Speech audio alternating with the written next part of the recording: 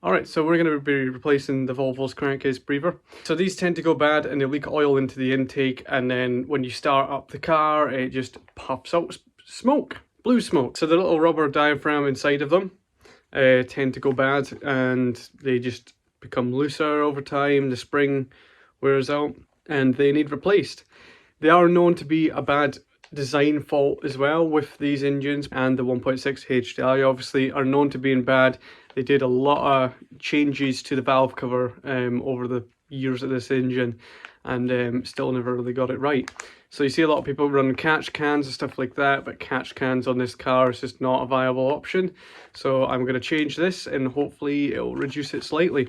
Now, another reason why there could be a lot of oil in the intake is because of the turbo leaking. The seals on these can get old and they can just leak it into the intake and it burns oil. So that is also premature turbo failure as well, which yeah, needs to be addressed. But we're going to start with the cheaper option anyways today. So we're going to be replacing the PVC valve or crankcase valve, whatever you want to call it, first. I've been a suspect of this for way too long and it's got worse and worse and worse. So I believe the turbo is starting to go on our car as well, but this is my first step anyways to see if I can reduce it a little bit, which would be nice if I could just reduce it. So this is a little diaphragm. These can go bad, these can tear, and then just all your crankcase ventilation just gets pushed right through.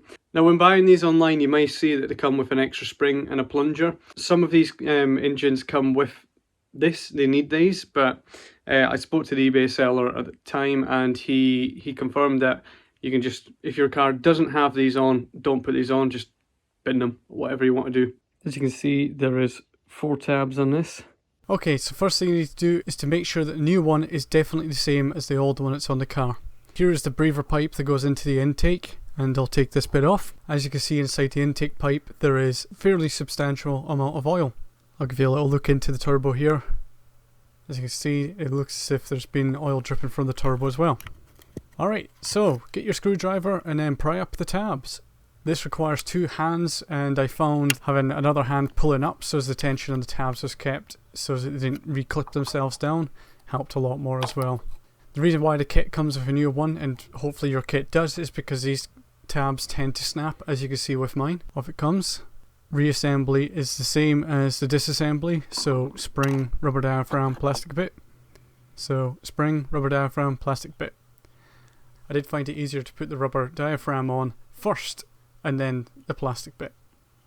I had to then make sure also that it was fully centralized when I clipped down the plastic clip. And that's it. As simple as that. Right, it's been a few weeks since I did that.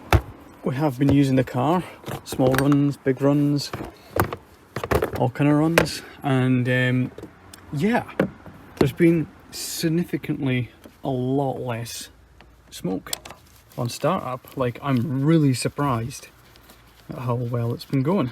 Yeah, the difference has been pretty much night and day. Like, there's just not that much oil at all coming off of it now. So you still have oil in there.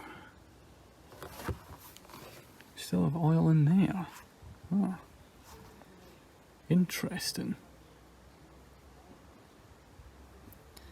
Still have oil, but it's better. That wasn't what Brad was expecting.